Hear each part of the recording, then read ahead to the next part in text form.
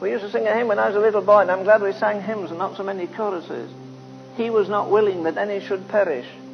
Jesus, enthroned in the glory above, saw this poor fallen world, pitied our sorrows, poured out his life for us, wonderful love. The last stanza says, he was not willing that any should perish. Am I his follower, and can I live longer at ease, with a soul going downward, lost for the lack of the help I might give? Perishing, perishing, thou wast not willing. Master, forgive and inspire us anew. Banish our worldliness. Help us to ever live with eternity's values in view. I've been thinking about this very thing of sowing,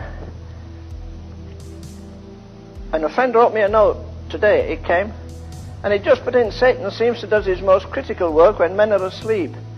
It says, while men slept, the enemy came.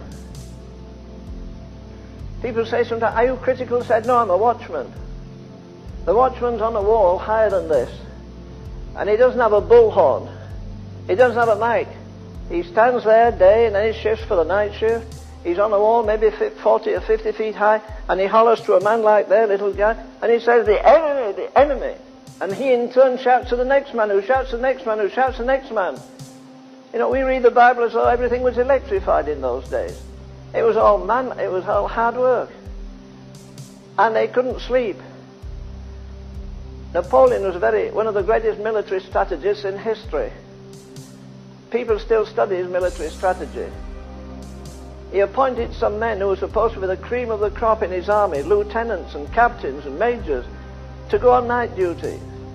And he put them all around an area where he knew the enemy would come. And I don't know whether you do it here. We have sheaves of corn in England. You stick them up like this, at least we're used to in the fields. And this captain is way on the edge of the field.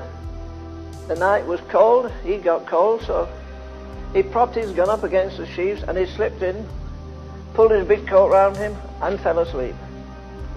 Well, woke up in the morning. He looked, and there, all he could see were a pair of trousers.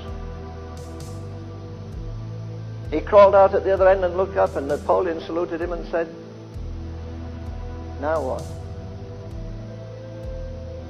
Had it been another captain, he'd be in trouble, but it was the famous Napoleon, again, the Superman. Do you know when he lost the Battle of Waterloo? On my birthday, 18th of June, 1845. That was my birthday. 18th of June, which was yesterday. I was the only one at school that ever remembered that. But the master would say about 300 boys there. This is the 18th of June. What happened? June, what happened? Well, I was born. No. Napoleon fought the Battle of Waterloo. A genius. And yet smart enough not to say, go through your alphabet. Show me how you present arms. He goes when the fellow should be alert, looking for the enemy, and catches him.